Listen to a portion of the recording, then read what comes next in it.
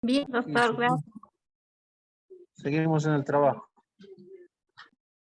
Excelente. Bueno, vamos a comenzar la clase, pues, ¿no? ¿Cuántos estamos, a ver, conectados? 24.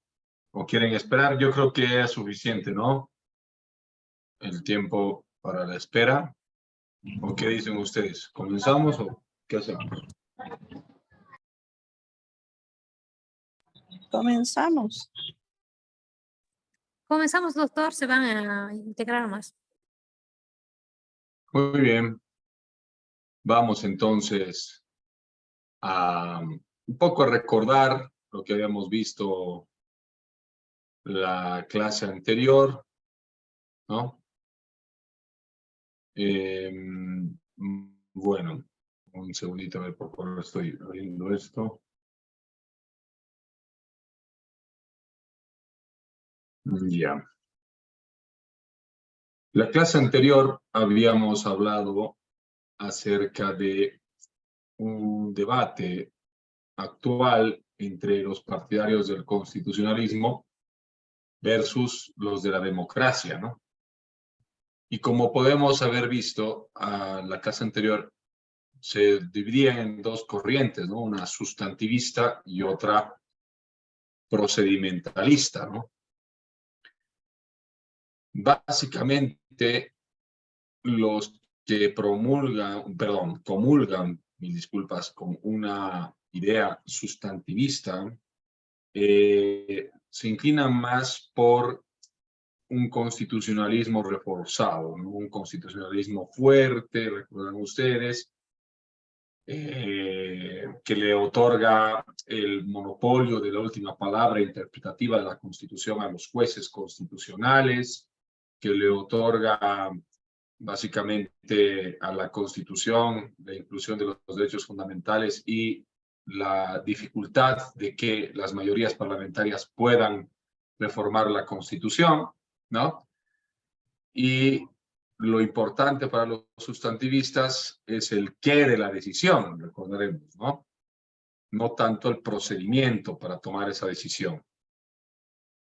Uno de los más destacados representantes de esta corriente, dijimos que era el jurista norteamericano Ronald Dworkin, ¿no? Y Ronald Dworkin creía que a través del procedimiento del control de constitucionalidad se iba a poder encontrar una solución correcta a los casos, incluso moralmente correcta, ¿no? Básicamente a la interpretación constitucional. Y nos decía Dworkin, nos hablaba de un juez Hércules, ¿no?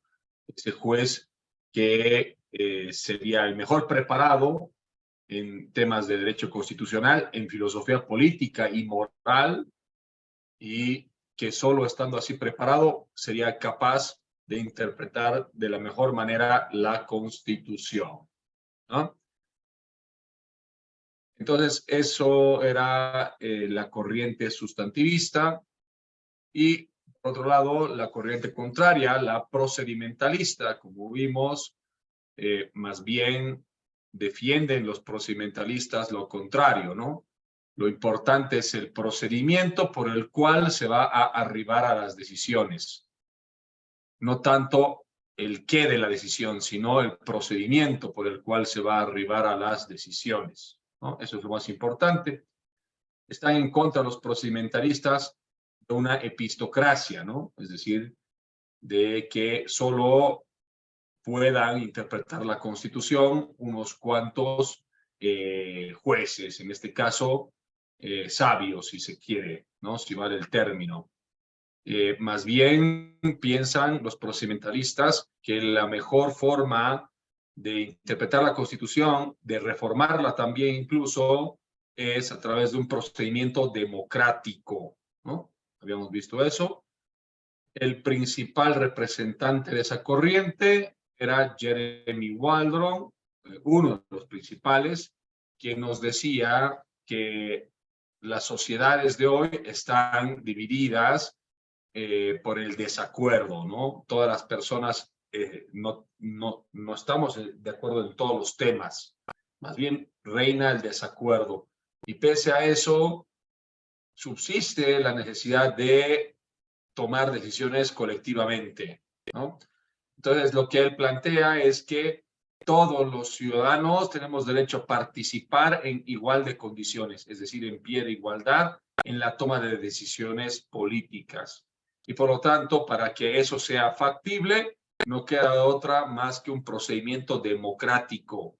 Y por lo tanto, en esta concepción, solo a través del procedimiento democrático, cada uno de nosotros va a poder ejercer en pie de igualdad su derecho de participación política. ¿Por qué? Porque para Waldron todos gozamos de igual dignidad y de una autonomía personal. Esto es, que todos los seres humanos estamos dotados de razón y por tal razón, valga la redundancia, somos capaces de pensar, de opinar y de participar políticamente, ¿no? Eso nos decía Waldron.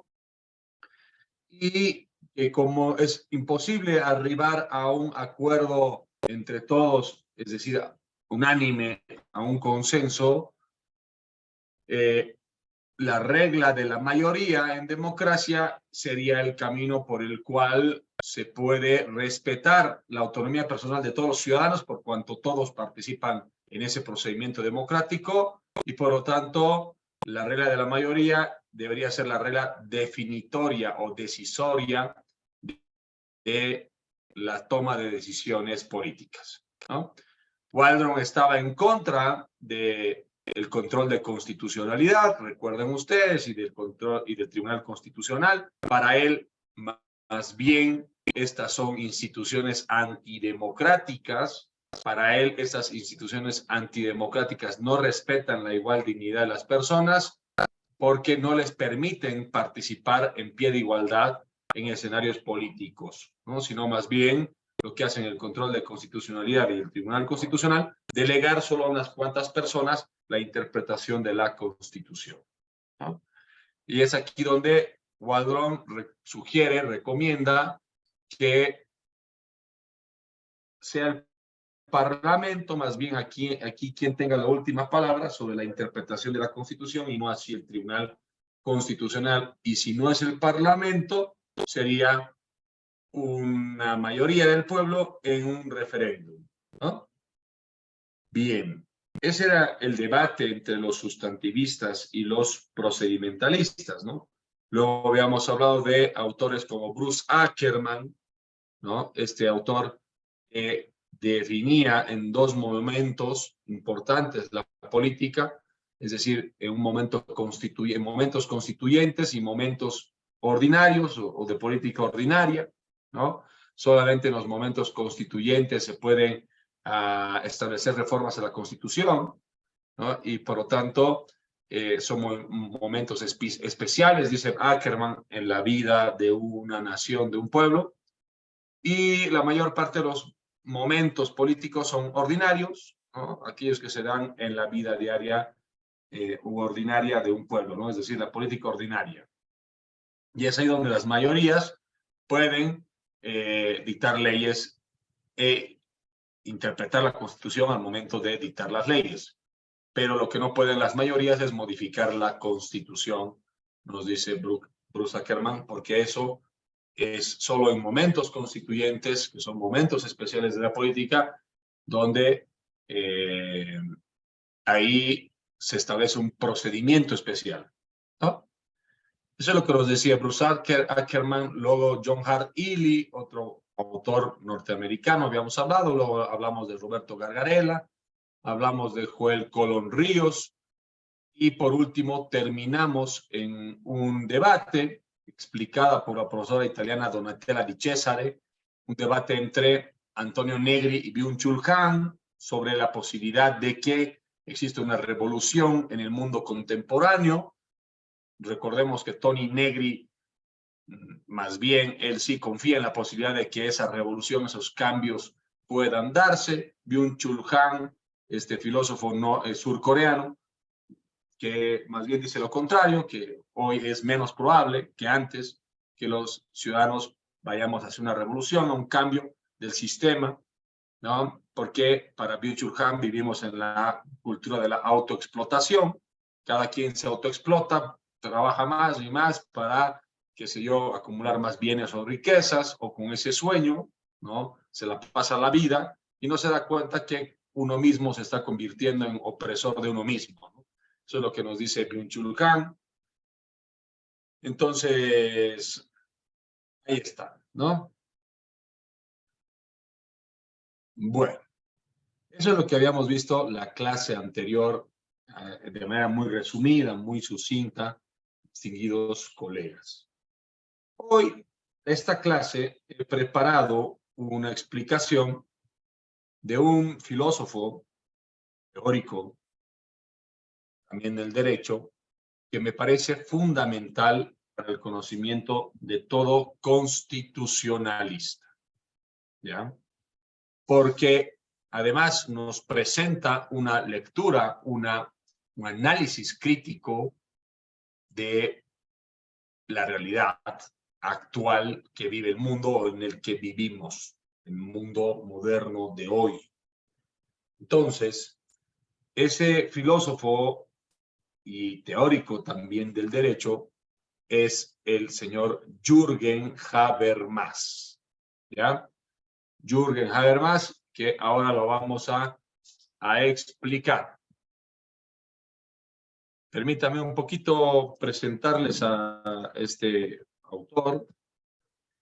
Vamos a ir de lo general a lo particular, ¿ya? O sea, vamos a dar en general, a grosso modo, de su filosofía, en general, de Jürgen Habermas, porque dentro de, o sea, la tarea que ha hecho este filósofo, que la verdad a mí personalmente me encanta. Bueno, tengo algunas cosas en las que coincido con él, muchas, otras pocas que no, pero yo no soy, pues, Habermas, ¿no? Yo soy un pinche más ahí que da clases, ¿no? Entonces, Habermas es el gran filósofo hoy vivo, ¿no? Tiene 93 años, fíjense. Y bueno, aquí lo tienen a Jürgen Habermas. Como dice, es un filósofo y sociólogo alemán conocido por sus trabajos en filosofía política, ética y teoría del derecho, así como en filosofía del lenguaje. Nace el 18 de junio de 1929. Edad 93 años. Nace en Düsseldorf, Alemania. Sus maestros fueron los grandes profesores de la llamada Escuela de Frankfurt, ¿no? Theodor Adorno, Max Horkheimer y otros más. De hecho, el propio Manuel Kant, él es muy kantiano y por lo tanto sigue mucho a Kant. Y bueno, ahí está, ¿no? Sus padres, Ernest Habermas y Grete Habermas. Hijas, Rebecca Habermas. A ver, no sé, quiero ver la foto de su hija, ¿no? Ah, caramba, ya está su hija. No sé de dónde, no sabía ver de su hija. Rebecca Habermas es una historiadora alemana, profesora de historia moderna de la Universidad de Göttingen en Alemania. Habermas ha hecho contribuciones sustanciales a la historia social y cultural alemana del siglo XIX. Bueno, no era para menos, ¿no? Que sea una intelectual la hija teniendo a semejante padre, ¿no? Bueno, ahí está. Habermas, en realidad, entre las obras que hoy día vamos a comentar, de alguna manera, son las siguientes. Hola, ¿quieres saludar? ¿Cómo están? Van a disculpar, acaba de llegar mi hijita. Mil disculpas. ¿Cómo te ha ido? ¿Bien? ¿Quieres saludar? Hola, diles. Hola. ¿Cómo están? ¿Cómo están? Ya. ¿Por qué no hablan? Porque están ahí calladitos. A ver, te han puesto un... Hola, niña. Hola. ¿Cómo están? Buenas noches. ¿Cómo estás? Buenas noches. ¿Cómo te ha ido? ¿Bien? Bien. Ya, mi amor, vaya a vivir.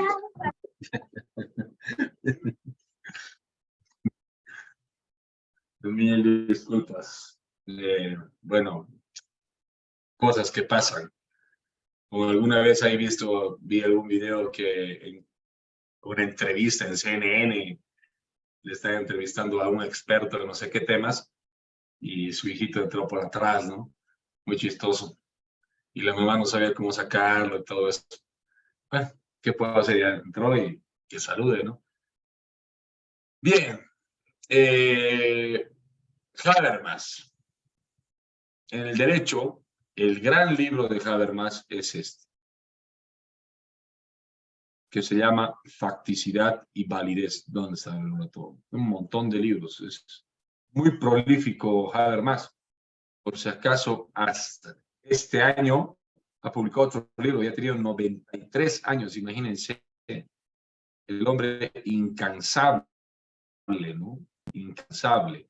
A ver, vamos a ver obras más conocidas. Más conocidos. Libros más conocidos. Ahí está, ¿no? Historia y crítica de la opinión pública, la transformación estructural de la vida pública.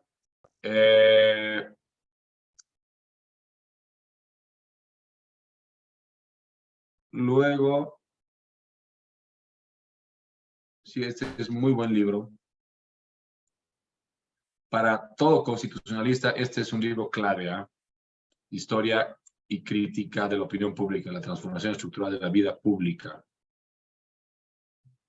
Luego, permítame un segundito. Claro, su obra más famosa, que no tiene que ver mucho con el derecho, es Teoría de la Acción Comunicativa, ¿no? Esa en los dos tomos. Hay otro libro que se llama, uno de los primeros libros que se llama Conocimiento e Interés, que no sé dónde está. Pero el libro al que vamos a arribar después de todos, o sea, después de haber hecho un repaso, es el más jurídico. Se llama Facticidad y Validez, que es este libro. Este libro, ¿no? Facticidad y Validez. Pero el subtítulo, como bien dice ahí, ¿no? Dice, sobre el derecho y el Estado democrático de derecho en términos de teoría del discurso. En pequeñas letritas está ahí en la carátula, pero bueno, es un libro brillante sobre el derecho constitucional, tanto complejo, además que es un libro gordo de petete, ¿no? Y bueno, es un gran libro, pero ahora vamos a explicar ya su teoría del gran Jürgen Habermas. Un poco la teoría en general, como les digo, luego ya vamos a ir arribando a lo jurídico. ¿Listo? Ahí me imagino que pueden ver, ¿no? Las letras.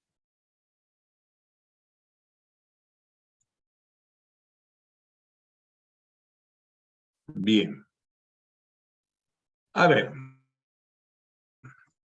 En algunos libros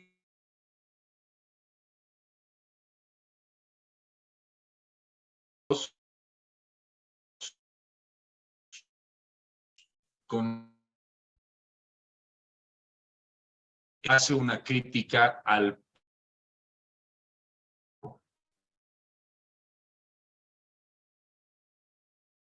más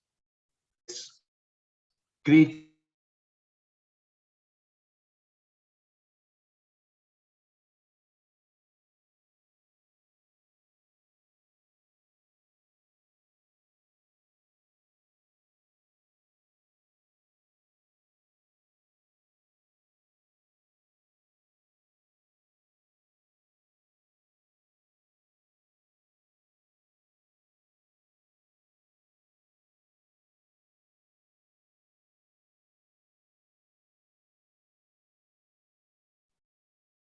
Hola, colegas. Se cortó. ¿Me escuchan? Sí, doctor, se escucha. Sí, doctor, escucha bien. Cuando se vaya cortando Sí, doctor, o se cuando se escucha. corte el audio, por lo menos me van a avisar, por favor, ya. Ahora, no puedo compartir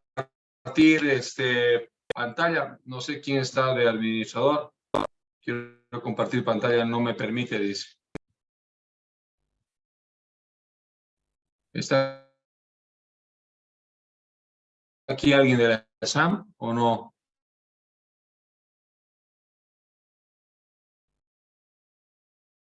Voy a tener que llamar al ingeniero, pues, ¿no?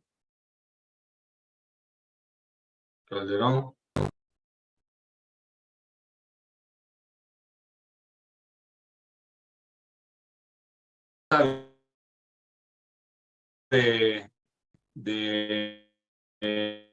De administrador. Aparece en Melissa la Araceli pantalla. Campos, usted está de administradora. Melissa Araceli Campos, usted es la administradora. ¿Me puede habilitar? Compartir pantalla. No estoy habilitado. Melissa. Hola. ¿Está Melissa Araceli Campos? Dicen entrecortado, se escucha. Le voy a llamar al ingeniero Calderón porque él es el... Hola, hola.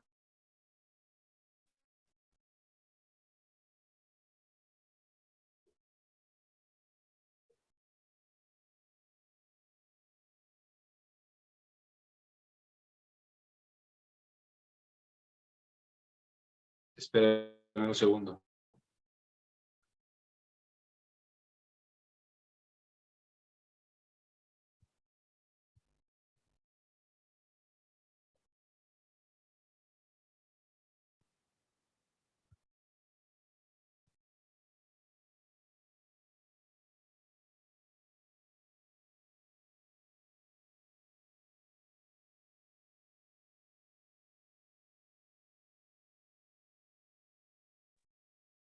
Doctor Inarra, ¿cómo está? Buenas noches.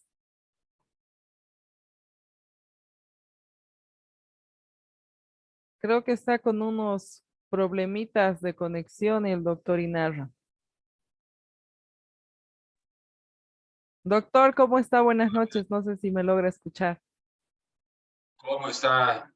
Dicen, ¿cómo le va? Buenas noches. Ahora sí. Bien, gracias. Aquí de visita. Sí, le estaba llamando al ingeniero Calderón, pero no me contestó.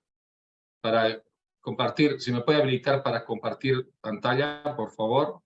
Perfecto. Cualquier cosa por esta noche me escribe directamente a mí, doctor. Yo le voy a colaborar. Ya está habilitado el espacio para que puedan compartir. Ya dicen, muy gentil. Perfecto, ahora sí. Ojalá que ya no se corte. Gracias.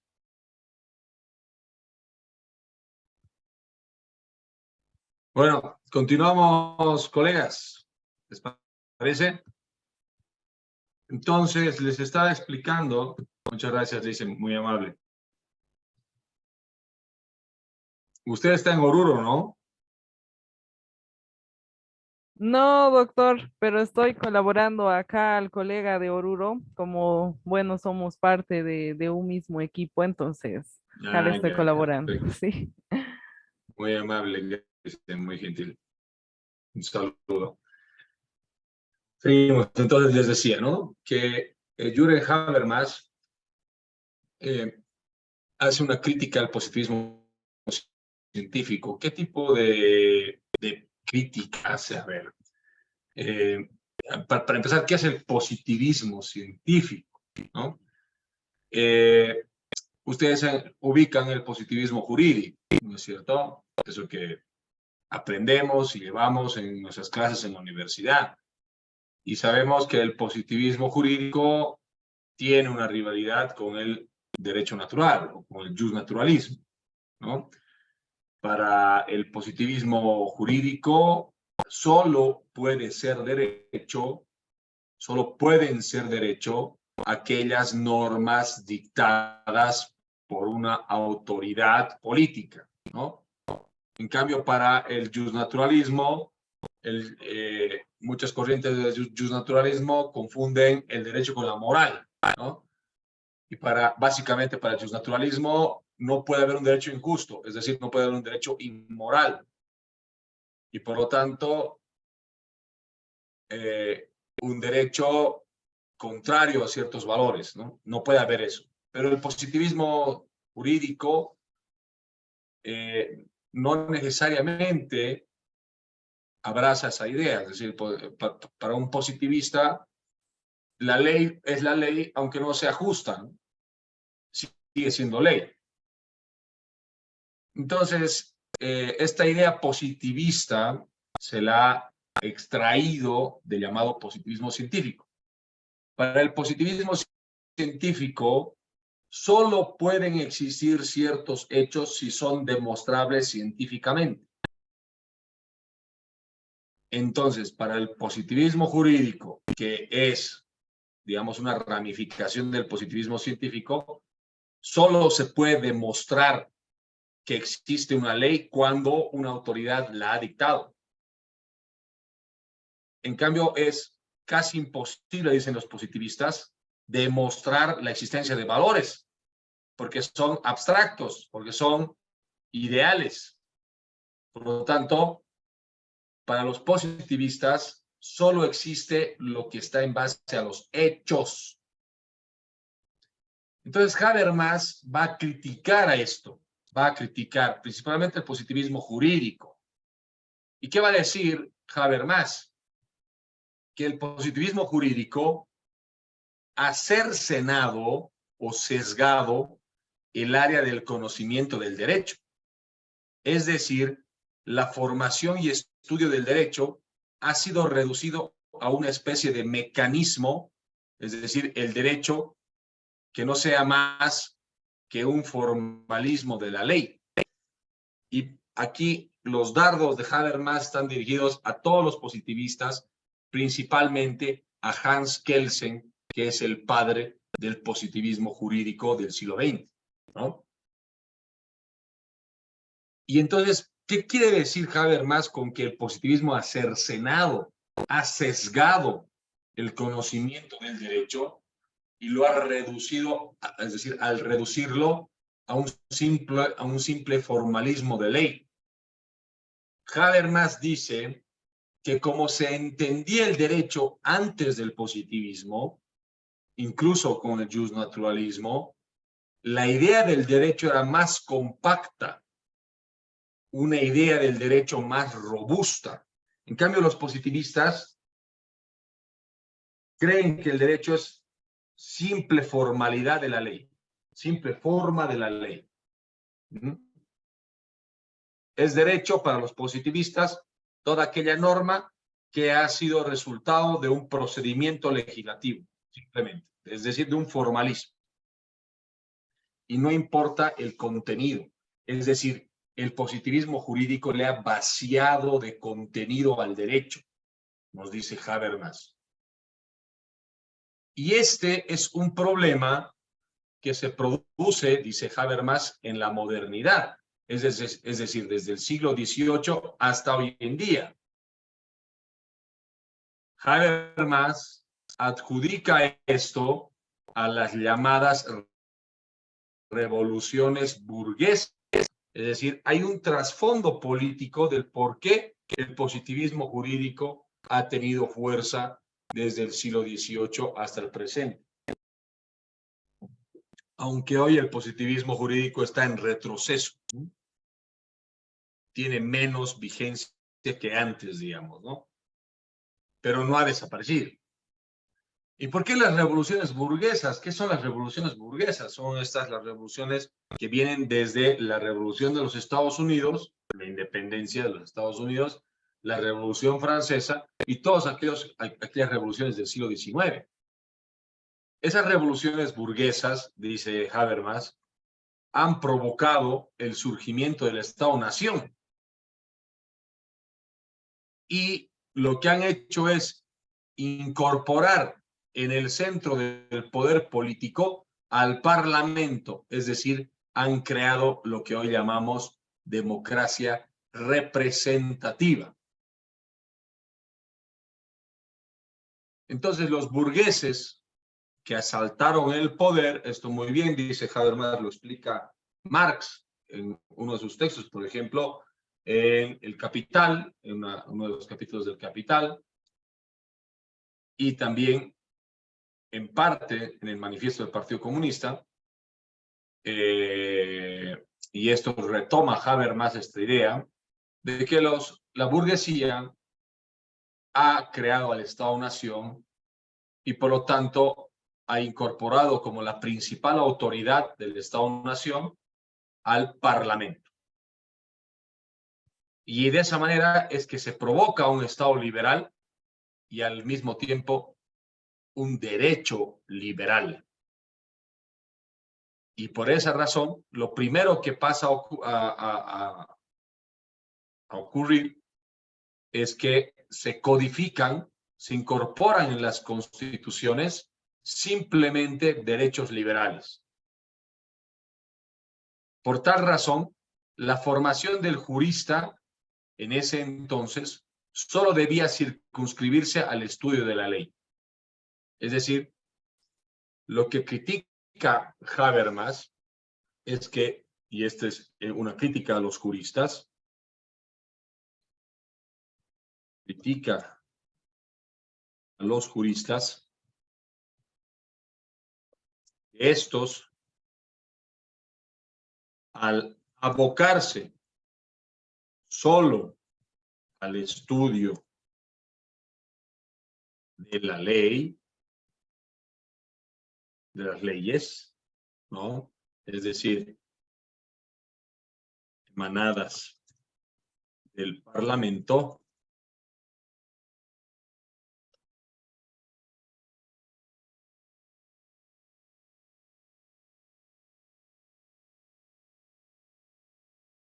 la visión de estos es reducida a conocer solo, a conocer simplemente, perdón, formalidades y trámites legales. Entonces, el abogado es un simple tramitador, es solo aquel que conoce formalidades legales y solamente litiga. Trámites legales, formalidades, trámites legales y litigios. Nada más. Es decir, los abogados perdieron su capacidad crítica acerca de la justicia e injusticia del derecho en el que viven, es decir, del derecho que van a aplicar. Entonces, Habermas dice, ese es un daño terrible, terrible, aunque no parezca, porque lo que se ha hecho es formar ejércitos de abogados sesgados en cuanto a su conocimiento, y como nos compara Habermas como máquinas. Nos conocemos procedimientos, nos conocemos ciertas formalidades, actuamos como tal, sin la capacidad de crítica.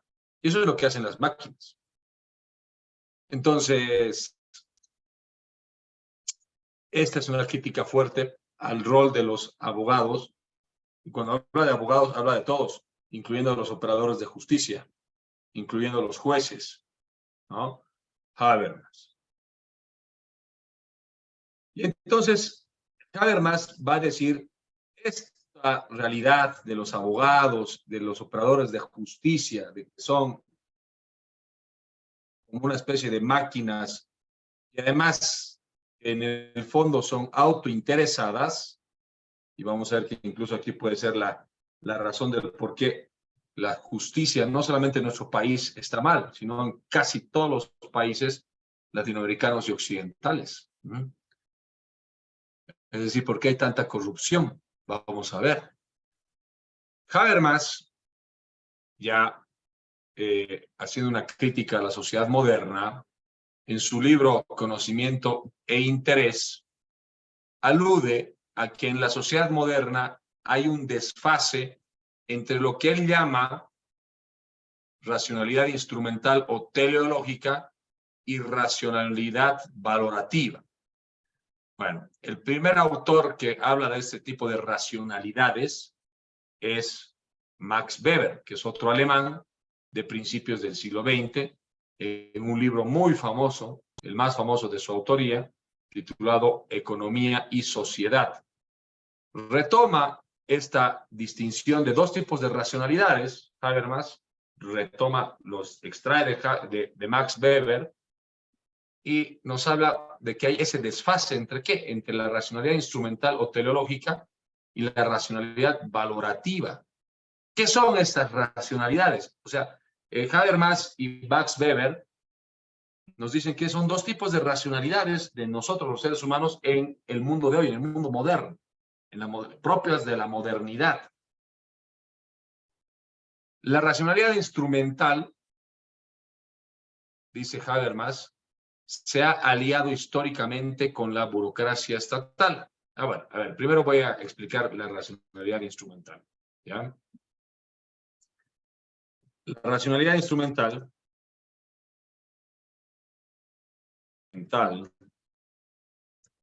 o teleológica, es decir, con arreglo a fines, es aquella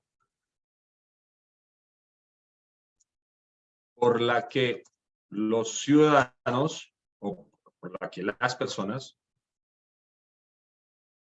buscan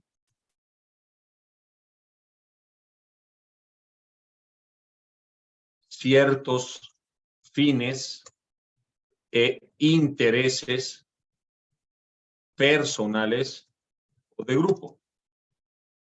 ¿Ya? Esa sería la racionalidad instrumental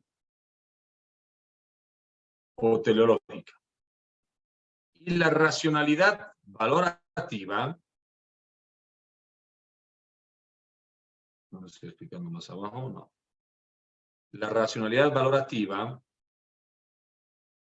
es aquella, la racionalidad valorativa es aquella capacidad de actuar conforme a valores y principios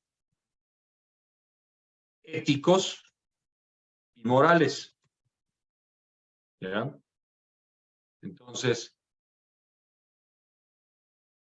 cuando nos dice Habermas que hay un desfase entre estos dos tipos de racionalidad, porque no me van a dejar mentir, diariamente, cada uno de nosotros, todos los días, hacemos uso de estos dos tipos de racionalidades.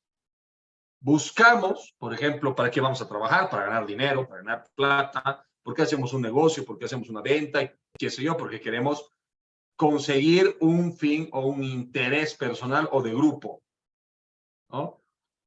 Pero al mismo tiempo, por ejemplo, nos toca debatir que, por ejemplo, aquí en Cochabamba, qué mal que la basura se haya dejado en las calles tanto tiempo y criticamos a quienes han bloqueado el botadero de cara a cara, ¿no? Por ejemplo, ¿no? Entonces ahí hacemos una crítica conforme a valores y principios o nos hacemos una autocrítica a nosotros mismos conforme a valores y principios.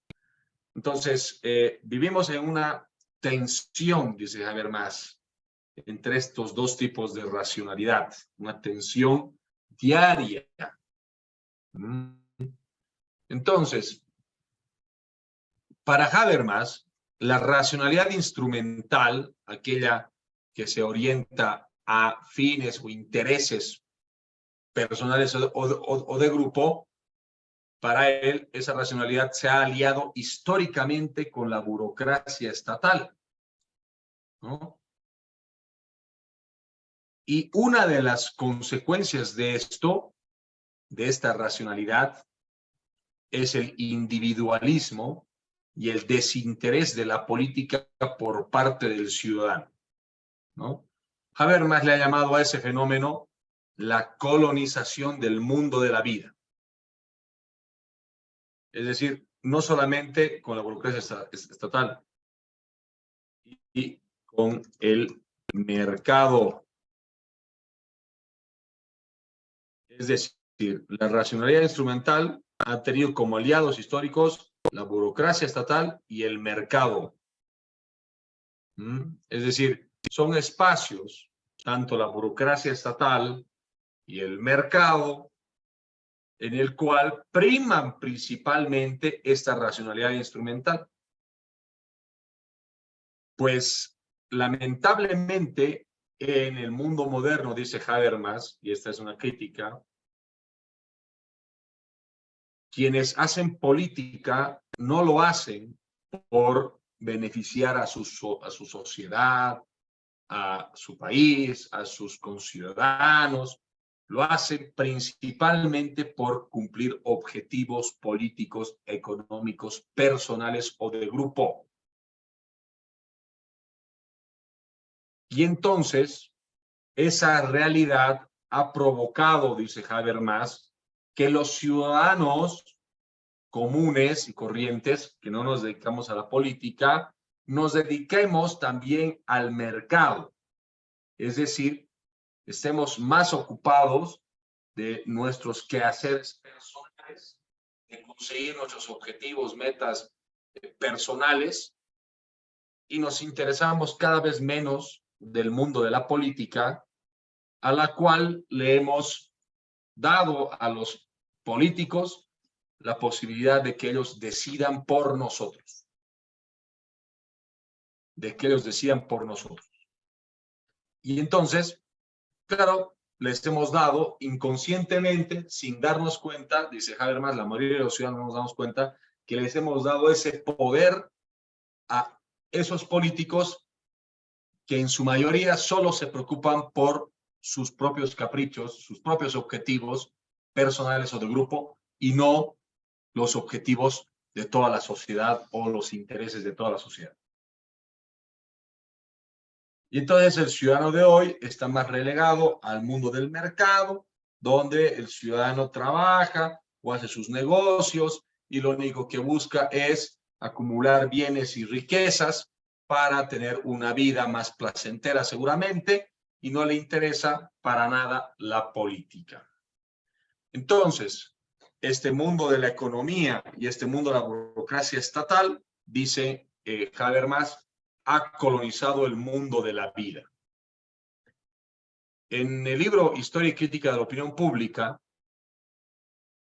Habermas dice, en ese escenario en el que estamos explicando, donde el ciudadano está desinteresado por los asuntos públicos, esta situación ha provocado también la reducción de la opinión pública. La democracia se reduce a su mínima expresión, a las elecciones, solamente a las elecciones, y el ciudadano no se da cuenta de su dominación, de su situación de dominación. ¿Por qué dominación? Claro, porque otras personas deciden por nosotros.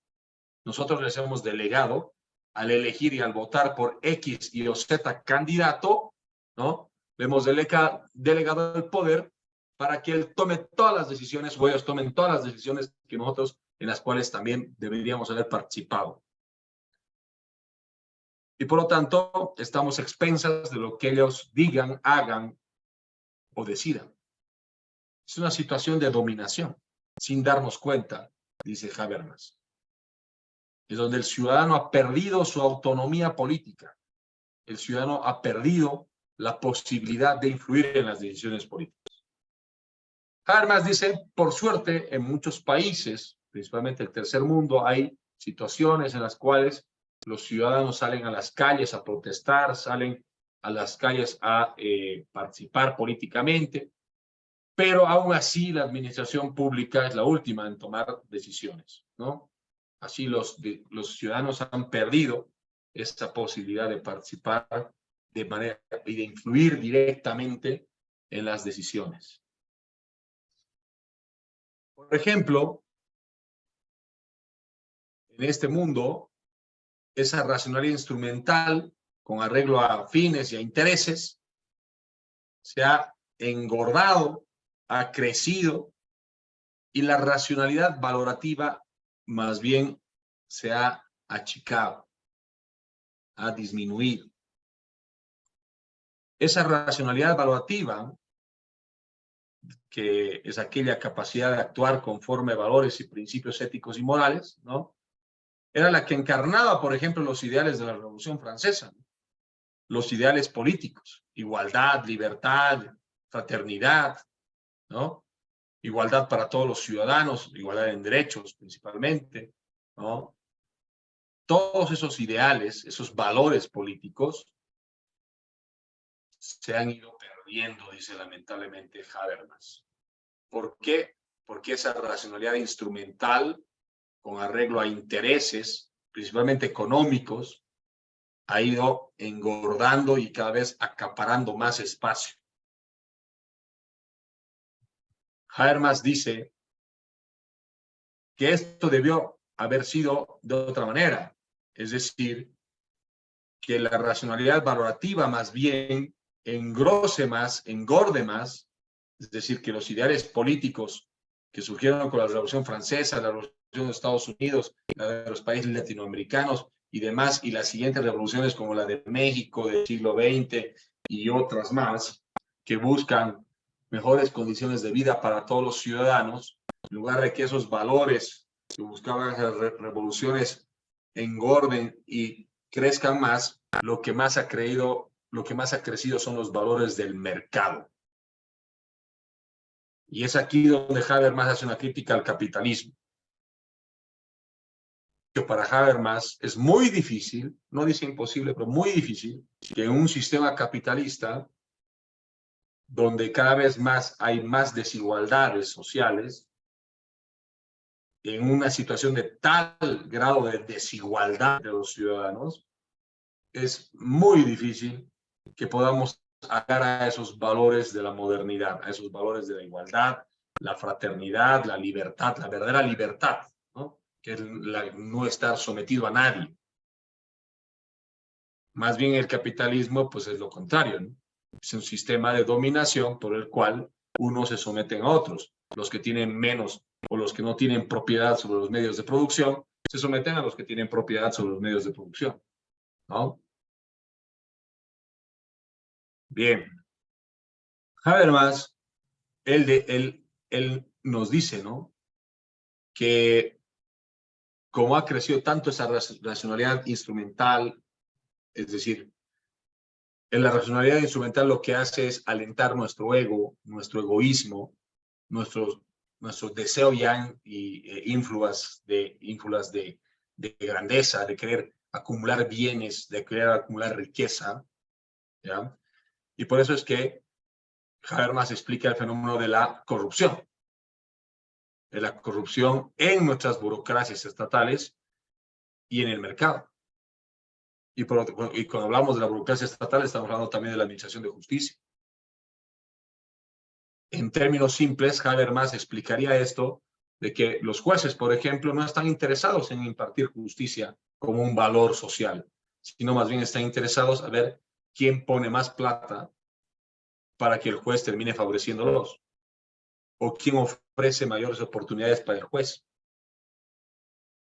Y por lo tanto, en el mundo de hoy, es muy difícil, y fíjense entonces que este no es un problema solo de Bolivia, ¿no?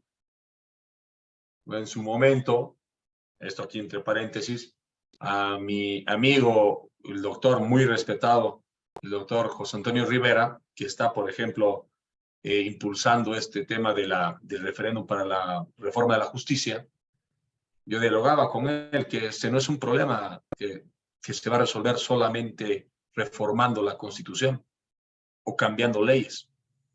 Es un problema mucho más profundo, el de la justicia, el de la corrupción. Es un problema mucho más profundo. Es un problema sistémico global. No crean que Estados Unidos o los grandes países no tienen jueces corruptos, o no hay ese. Quizás hay algunos mecanismos que inhiben eso, quizás en eso sí se puede trabajar, en eso yo les doy la razón, pero no vamos a poder resolver porque es un problema de decadencia de valores morales.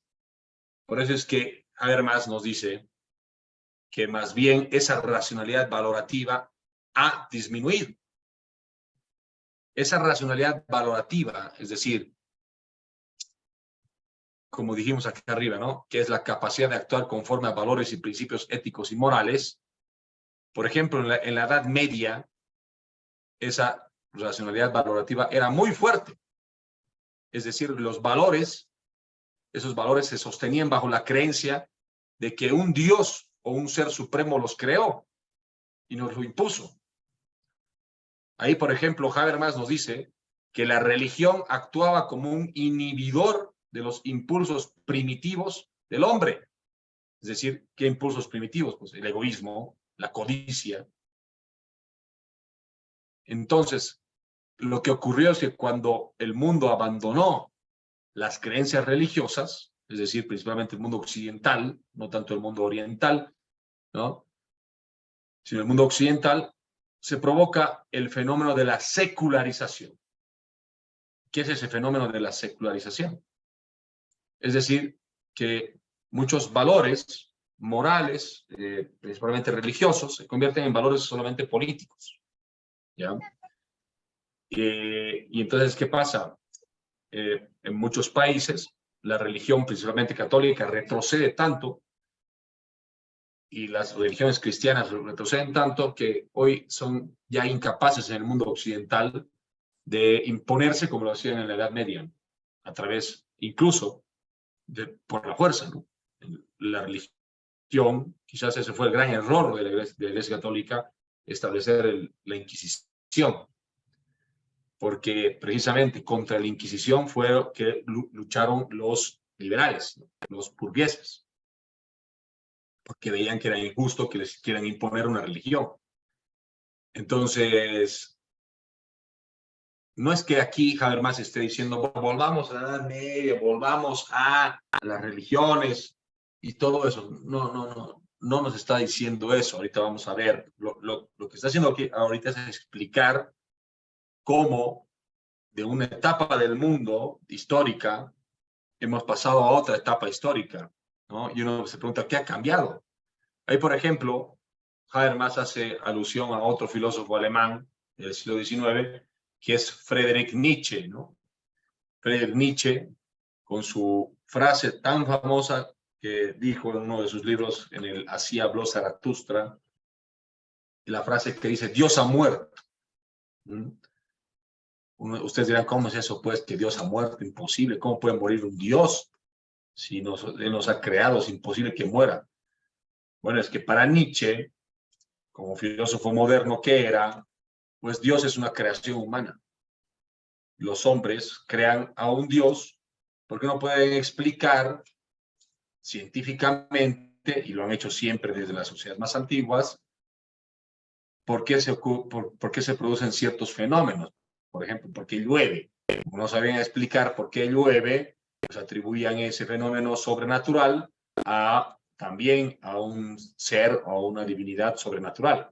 En cambio, el mundo moderno lo que ha ido haciendo con el paso del tiempo la humanidad es encontrar respuestas científicas a lo que antes eran solamente creencias religiosas. Entonces, esas explicaciones científicas han ido reemplazando ciertas supersticiones, ciertas creencias. Y claro, aunque a la fecha ni la ciencia, ni ninguna ciencia ha podido demostrar si Dios existe de verdad o no existe, ¿no es cierto? Filósofos como Nietzsche nos dice que los hombres modernos, la modernidad, el hombre moderno ha dado muerte a Dios. ¿Por qué? Bueno, porque el hombre moderno ha dejado de practicar la religión, ha dejado de creer en ciertos valores y leyes inmutables creadas por un Dios o por una divinidad o por algo sobrenatural, ha dejado de creer en eso el hombre moderno. Y eso ha provocado un cisma, ha provocado un cambio terrible, fuerte en la humanidad. Y que Habermas está tratando de explicar acá. Entonces, en el mundo de hoy no hay ya esos valores inmutables, esos valores impuestos por una institución como la fe católica, por ejemplo, o la Iglesia Católica, o que una comunidad o una colectividad entera comulgue con esos valores. Se ha fragmentado eso, distinguidos colegas. Eso es lo que nos dice Habermas. Recuerden lo que veíamos la clase anterior, cuando Waldron nos decía que el mundo de hoy, las sociedades actuales, están caracterizadas por el desacuerdo, ¿no? Por ejemplo, en la Edad Media, imposible que haya un desacuerdo sobre el aborto. ¿No es cierto? En cambio, hoy sí hay un desacuerdo sobre el aborto. Hay quienes están de acuerdo con el aborto y hay quienes están en desacuerdo. En contra, ¿no? Hay un ejemplo muy simple, pero que nos permite ver esto. ¿Por qué? Porque en las sociedades de hoy, pues ya no estás obligado a creer en un Dios, ya no estás obligado a profesar una religión, ya no estás obligado a creer en ciertos valores, ¿no es cierto? Y claro, quizás tienes más libertad, pero esto dificulta, dice Habermas, en el mundo de hoy, que los ciudadanos comulguemos con ciertos valores. Y es más, como no podemos encontrar un acuerdo con ciertos valores en colectivo, todos los ciudadanos, porque además vivimos en sociedades de millones de personas, pues he ahí la razón del por qué han progresado más los intereses egoístas, es decir, esa racionalidad instrumental, y esa racionalidad instrumental se ha instalado en la burocracia del Estado y se ha instalado en el mercado.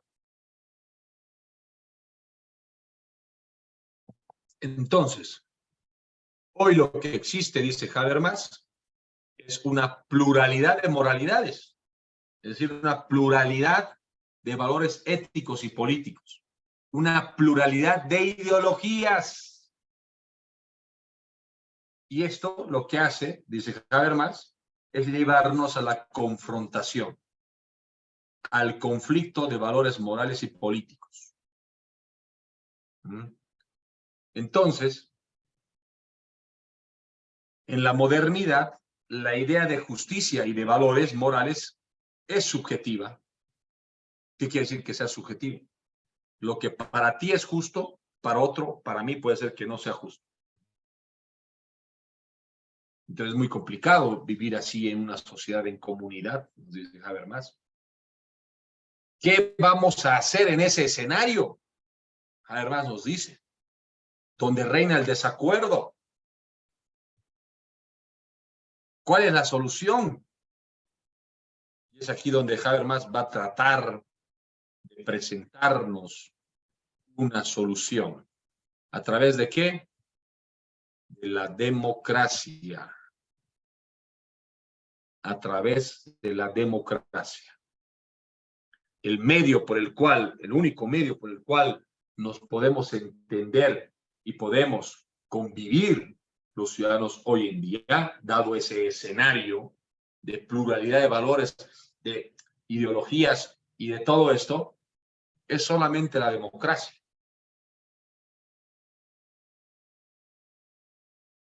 Y claro, a partir de la democracia, los derechos humanos. ¿Ok?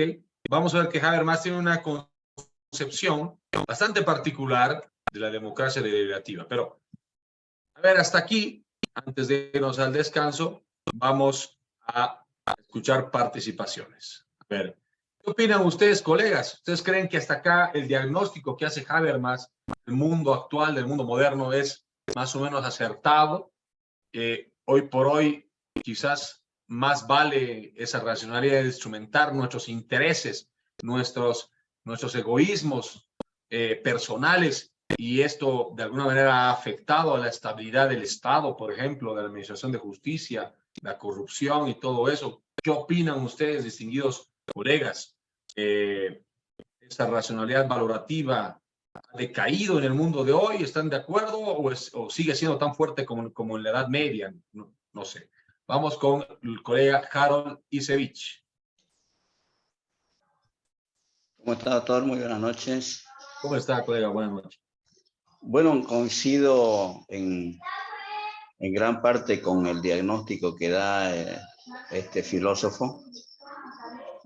Y pienso que es de esa manera como está la sociedad, ¿no? Incluso me atrevo a decir de que coincide con uno de los temas que pasamos anteriormente de un filósofo teórico chino donde hablaba sobre la dificultad de que hayan revoluciones en este tiempo. ¿Hay alguna similitud en ese razonamiento? Pues me recuerdo que hablamos de que ese filósofo indicaba que el ciudadano está preocupado por la parte material, por el capitalismo, decía, y no da la posibilidad de que haya una revolución. En este entendido, ahora en este filósofo alemán nos habla de esta racionalidad instrumental, que es en realidad la que ha cooptado gran parte del quehacer del ciudadano y ha perdido el horizonte en cuanto a los principios y los valores, como dice, digamos, religiosos, y no solamente religiosos en cuanto a un solo religión cristiana, que es la más conocida, sino de todas las religiones.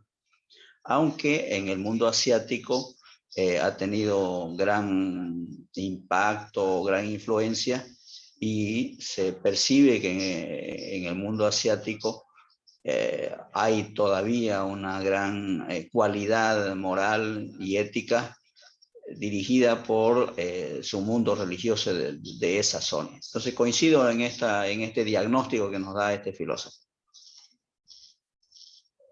Gracias, colega Isevich. Muy gentil y está anotada su participación. Colega Nelly Rojas. Muy buenas noches, doctor.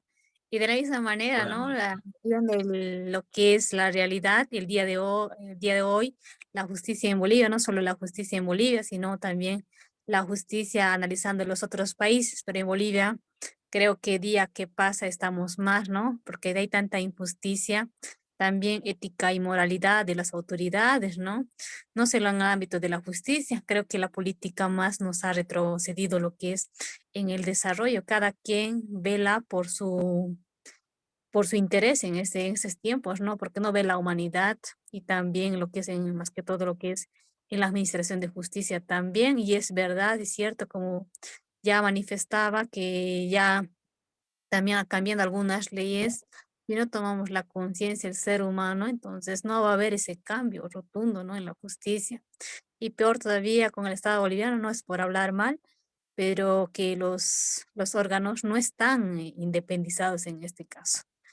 Y coincido, y doctor, que evidentemente el autor que expone de la misma manera anterior que mencionó, evidentemente estamos en una sociedad que día que pasa más estamos, ni creo que ni el COVID nos pudo hacer reaccionar para cambiar, ¿no? Esta sociedad que vivimos, porque cada quien vela su interés para construir más que todo lo que es la economía, también bienes, y más allá no ve lo que es lo otro, ¿no? Doctor, esa sería mi participación. Interesante lo que dijo usted, colega. Ni el COVID nos hizo cambiar, ¿eh? Sí, o sea, había esa esperanza, ¿no? De que el COVID haga emerger una especie de solidaridad entre todos, ¿no? Es decir, una situación tan compleja y complicada. Hubo una pandemia terrible que se ha llevado millones de personas del mundo. Yo creo que todos acá, quizás me equivoque, pero yo creo que probablemente todos acá hemos tenido un familiar que el COVID se lo ha llevado, ¿no? Y hemos visto la importancia, por ejemplo, de que el Estado financie y también sostenga adecuadamente un sistema de salud para todos, ¿no? O sea, necesitamos instituciones públicas más solidarias, ¿no? Y el COVID era el momento, pero también hemos visto cosas que más bien cuando salió el COVID, personas que vendían barbijos a sobreprecio, ¿no? Querían hacer negocio con el tema de los barbijos, incluso las farmacéuticas igual, ¿no? Vendiendo las medicinas a un precio sumamente elevado. Igual las clínicas, hay personas que hasta el día de hoy están pagando deudas con las clínicas, ¿no? Entonces, es realmente alarmante. Es decir, ni en una situación de crisis humanitaria la gente ha sido capaz de mostrar un lado más solidario, lamentablemente, ¿no? Más bien se han mostrado como fieras codiciosas, ¿no? Es realmente preocupante, pero bueno, esa es la realidad, ¿no? Entonces, y una de las explicaciones la encontramos acá en Habermas, ¿no? Esta racionalidad instrumental, ¿no? Que los sujetos, los seres humanos de hoy, más estamos pendientes de sacarle provecho a todo, un provecho personal a todo, ¿m? Y no tanto de los valores y principios, que seguramente con los cuales nos han educado nuestros padres. Entonces, a la hora de la hora, a la hora del balance entre oportunismo y sacarle provecho a las cosas, pues, y valores y principios, seguramente para muchas personas pesa más esto, ¿no? Lo primero que lo segundo. Bueno, ahí está. Bien. Habermas nos dice, en este escenario de que no hay valores universales, es decir, claro, de que no todos nos ponemos de acuerdo con esos valores, con principios éticos, con ideologías. Vivimos en una sociedad bastante plural. Entonces, el camino es la democracia, nos dice Habermas. Y aquí él asume algún pensamiento del gran filósofo alemán también, Immanuel Kant, ¿no? Cuando Kant habla de sus imperativos categóricos, principalmente dos imperativos, ¿no? Bueno, Kant habla de 4 imperativos, pero aquí están los 2 más importantes. El primer imperativo de Kant, ¿no? Dice, en todo lo que hagas, actúa como si tu mejor obrar podría ser aceptado como una máxima universal.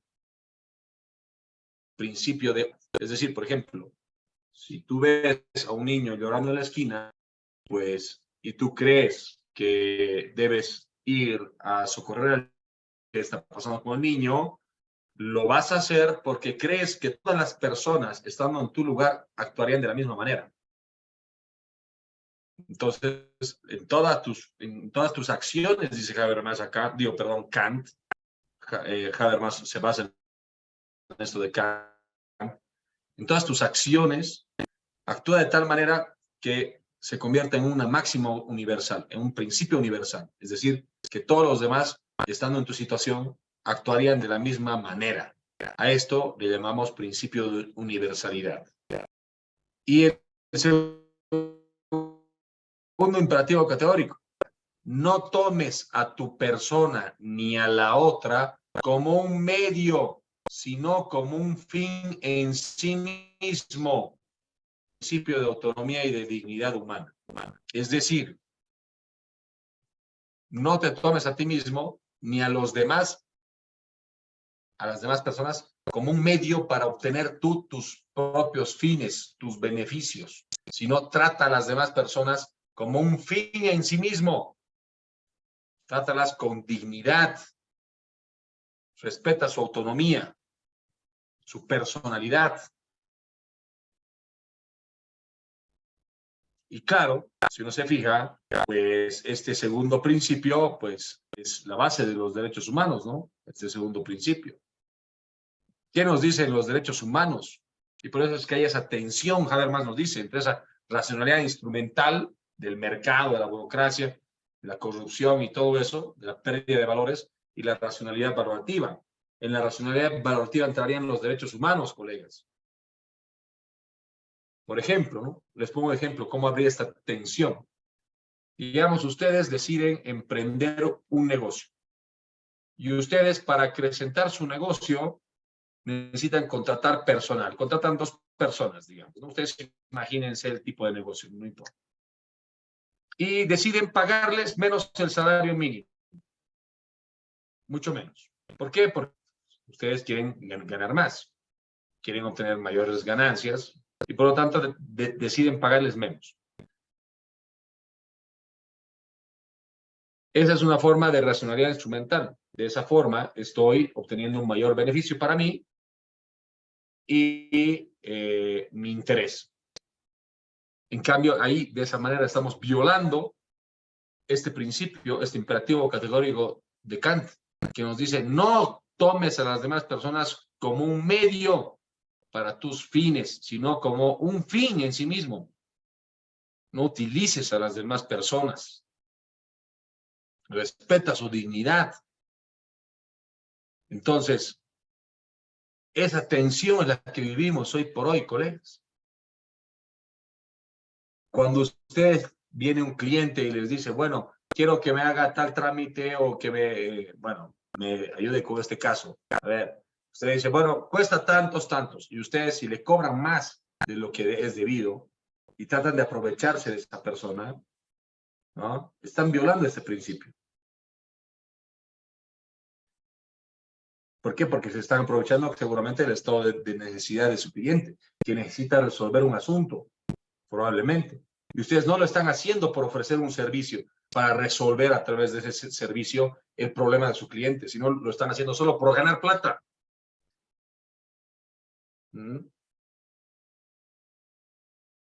Y ahí esa tensión la encontramos todos los días, la vivimos todos los días, colegas. Y entonces, bueno, Habermas, ya para ir resolviendo estos temas, ya va proponiendo ciertas soluciones, pero de una forma bastante teórica, pero creo muy inteligente. En su libro La teoría de la acción comunicativa y enfaticidad y validez, que es lo más jurídico, al principio de universalidad, dice Habermas, hay que hacerlo intersubjetivo, es decir, a través del discurso, del diálogo comunicacional, a este principio de universalidad, ¿no? Es decir, Kant nos muestra aquí el camino por el cual pueden ir emergiendo valores, principios éticos y morales. Si yo considero, como les decía, ¿no?, que es imperioso, imperativo, socorrer a un niño que llora en la esquina, y creo que los demás también deberían actuar de esa manera, pues esa es una forma racional de actuar conforme a valores.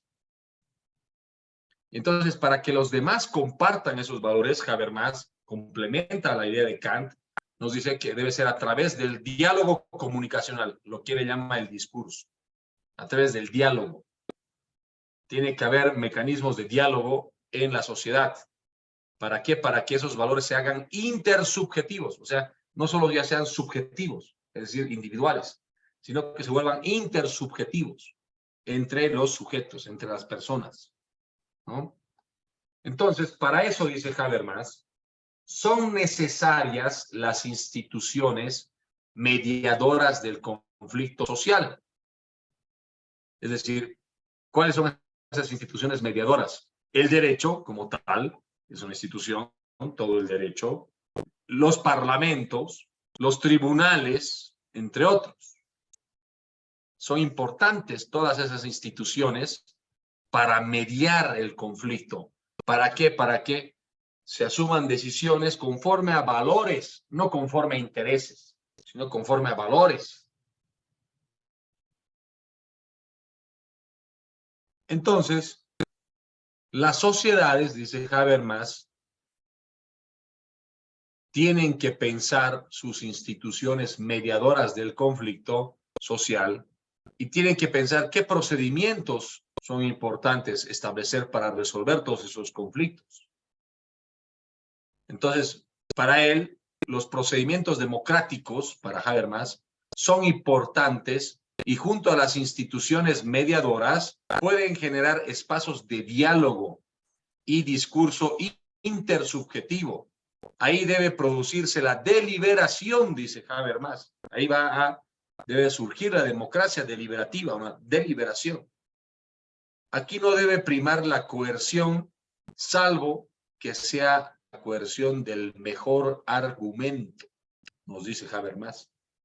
Entonces, en todas las instituciones mediadoras sociales, es decir, todo el derecho en sus procedimientos, los parlamentos, los tribunales y todo lo demás, los consejos, no sé, asambleas, todos los mecanismos de diálogo, lo que deben propender esos mecanismos de diálogo es a que las personas que participan intercambien razones y que en ese diálogo lo que debe primar es el mejor argumento, los mejores argumentos.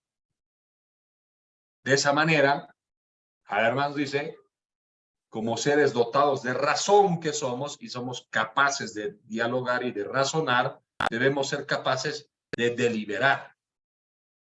Así, de esa manera, vamos a ir resolviendo conflictos sociales. Por ejemplo, vamos a ir, ahora doy la palabra al colega Coca. Por ejemplo, si en el pasado estuvimos en desacuerdo si las mujeres deben o no deben votar, creo que hoy ese desacuerdo se ha superado, pues. ¿Y por qué se ha superado? Pues dice Habermas, porque ha habido procedimientos democráticos para tomar decisiones. Y hoy casi nadie o nadie está en desacuerdo con que las mujeres voten, pues, ¿no? Pero en el pasado sí hubo ese conflicto. Había quienes decían que las mujeres pueden o no pueden votar, ¿no es cierto? Había ese conflicto. Y entonces, por eso, porque para Habermas los procedimientos democráticos son tan importantes y que hayan espacios de diálogo ciudadano son tan importantes, porque solo así podemos ir superando nuestras diferencias. Bien, le damos la palabra al colega Brandon Conde. Doctor, muy buenas noches. Buenas noches.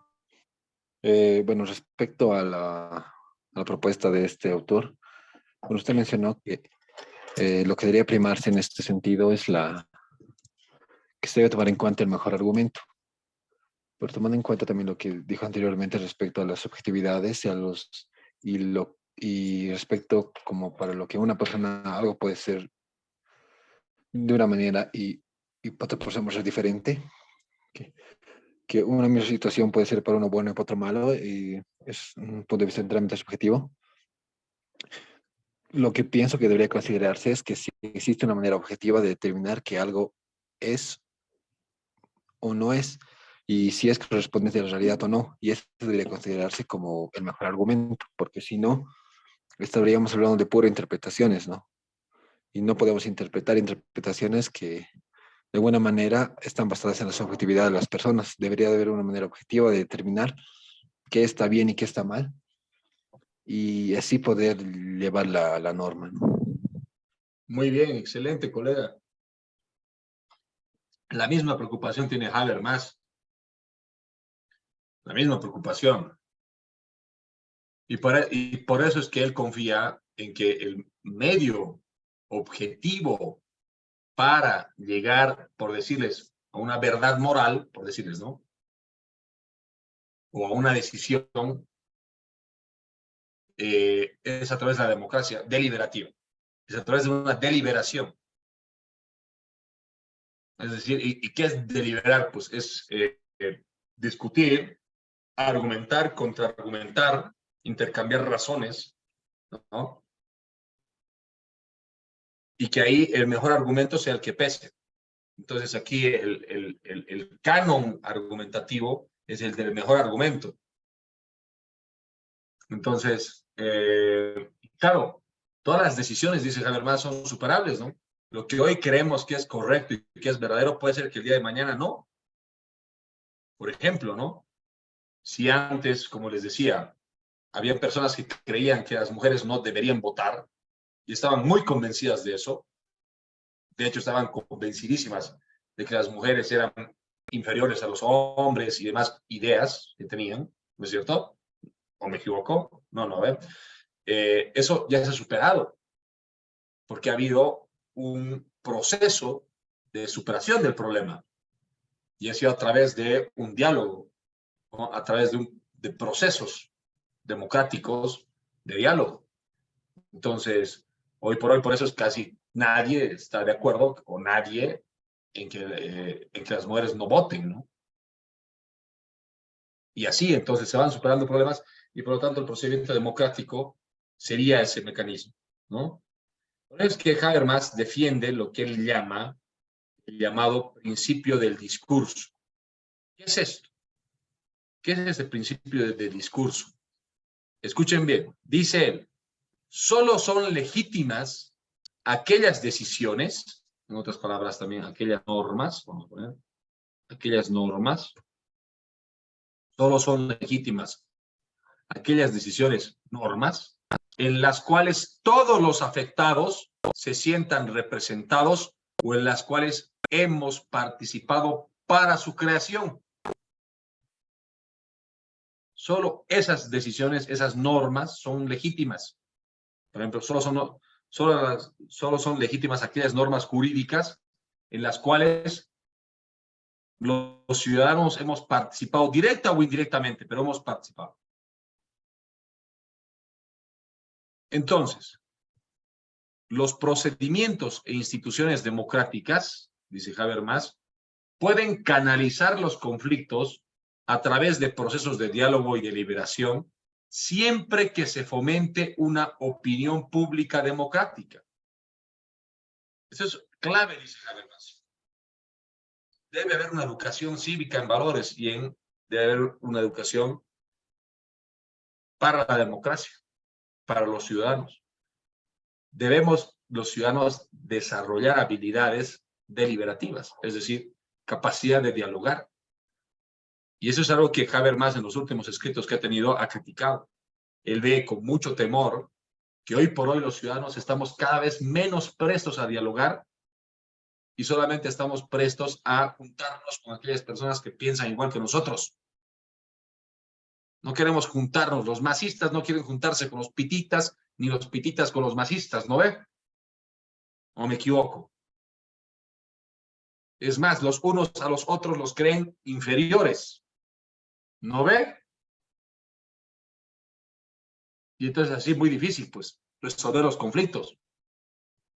¿Por qué? Porque no hemos perdido las habilidades del diálogo, nos dice Habermas.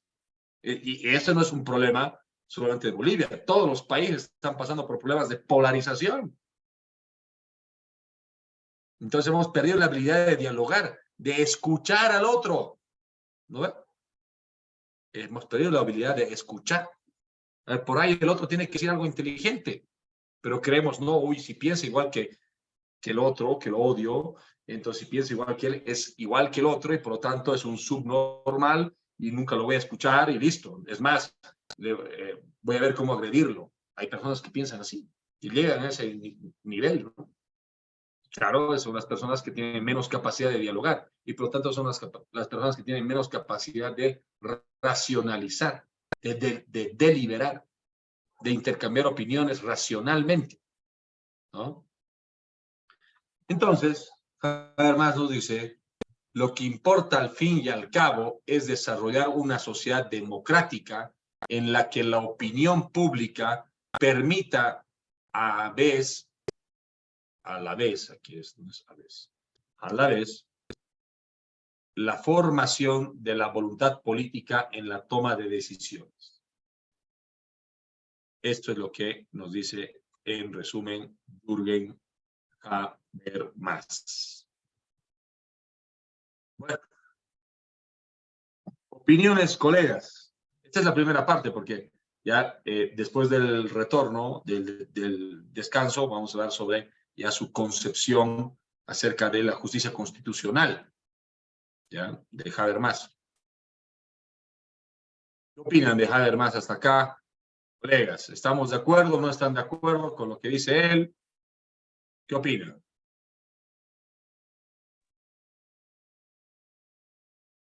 Doctor, buenas noches.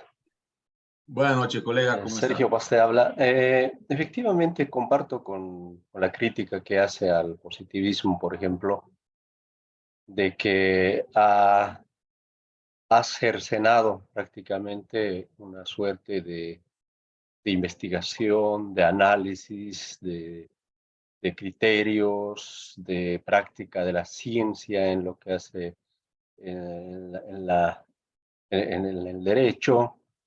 Y además la sociedad prácticamente se ha perdido en una suerte de mercantilismo, que los valores, los principios se han perdido en ese sentido, ¿no? Como decía hace un momento, efectivamente cualquier iniciativa es objeto de crítica, un objeto, una forma de hostigamiento y una forma hasta afectarlo hasta en lo más íntimo en ciertas ocasiones, ¿no? Y eso ocurre y se ve en una etapa electoral, por ejemplo, es tan fuerte ese efecto que se nota ahora que estábamos ingresando, por ejemplo, a las elecciones judiciales y se notaba totalmente, ¿no? Y creo que Habermas tiene mucha razón y creo que eso es un escenario que nos debe permitir reflexionar prácticamente, ¿no?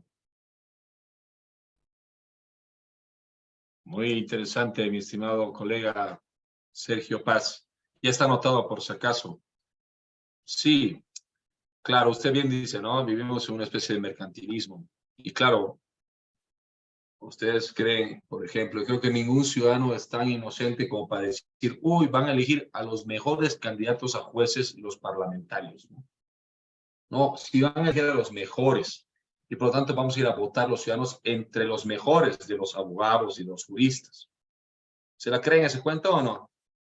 Más bien yo creo que lo que se cree y cada uno se lo cree es que por debajito están arreglando, pues, ¿no ven?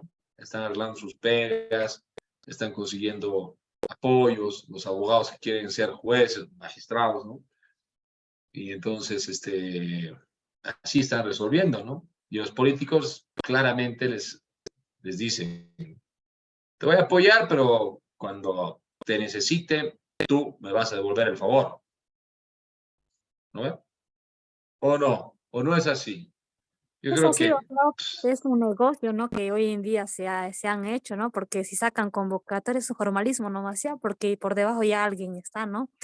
Por más que una persona se ha sacrificado, ha hecho maestría, se ha esforzado en formarse profesionalmente, hoy en día no pesa nada, ¿no? Porque más que todo son las influencias y que tengas en lo político algún amigo cercano, familiar, entonces el puesto al más menos preparado lo ves ahí, pero a veces da tanta impotencia de que uno se ha sacrificado, que ha estudiado, que todo le se ha formado, pero no tenga esa oportunidad de mostrar también.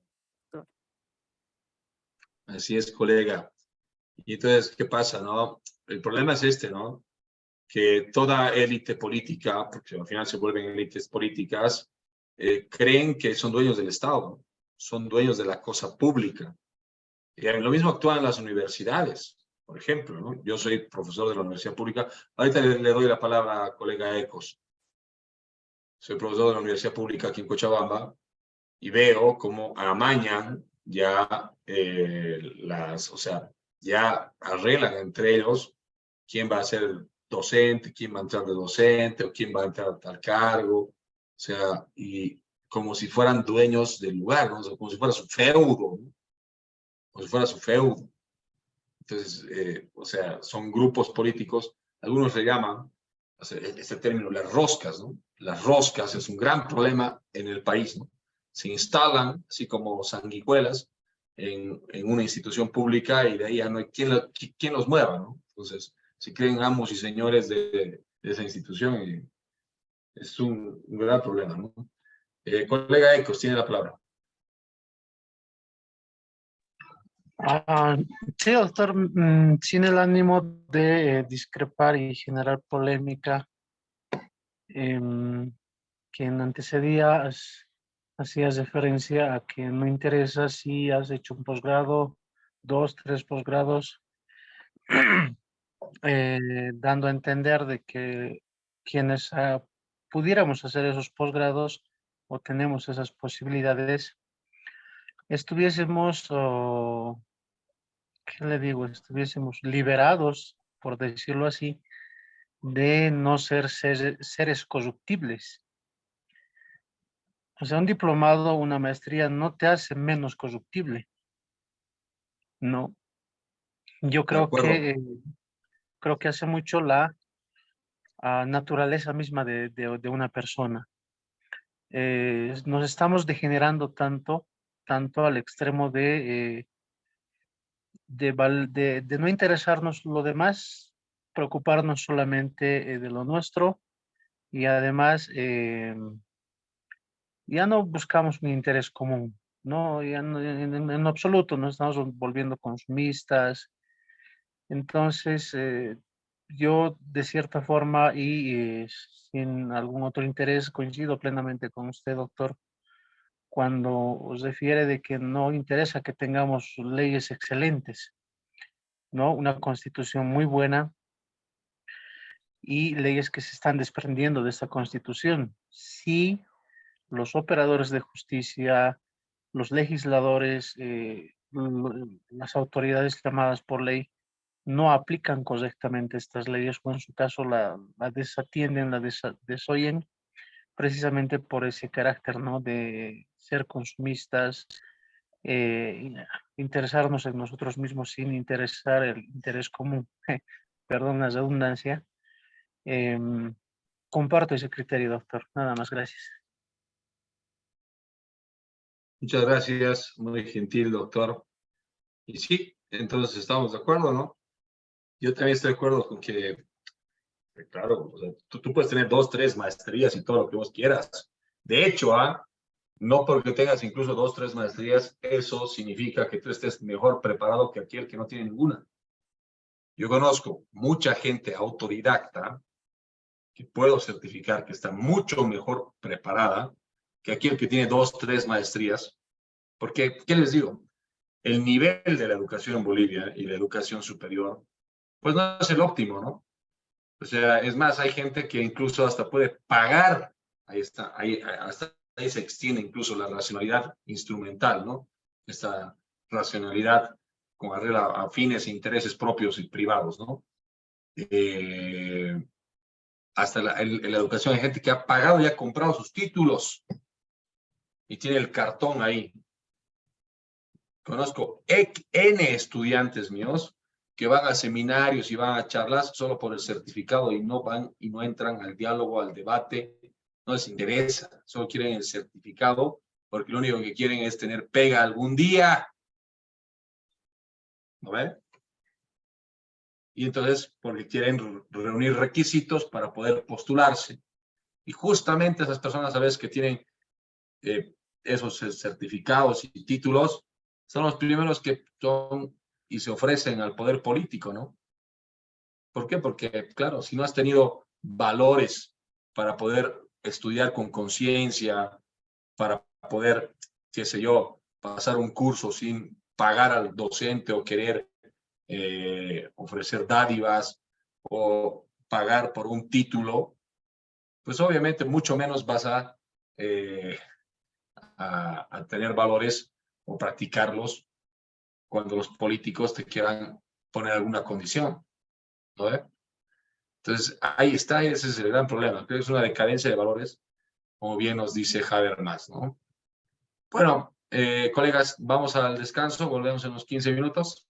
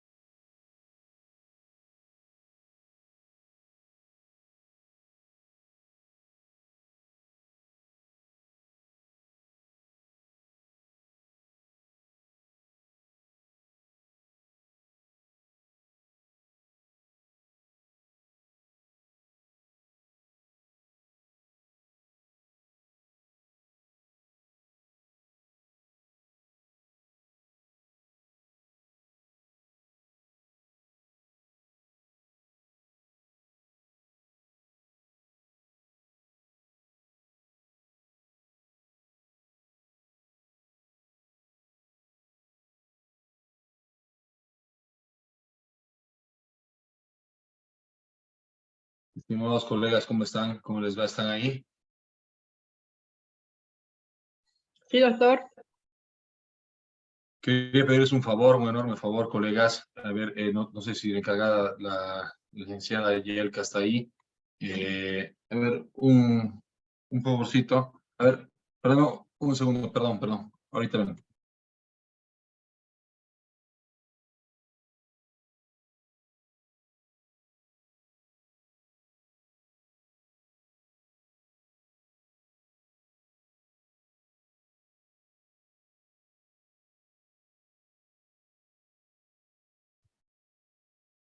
Mil disculpas, colegas. Quería pedirles un favor. Miren, se ha puesto mal mi hija y ha comenzado a vomitar y todo eso. Y bueno, queremos llevarla al pediatra aquí a la clínica.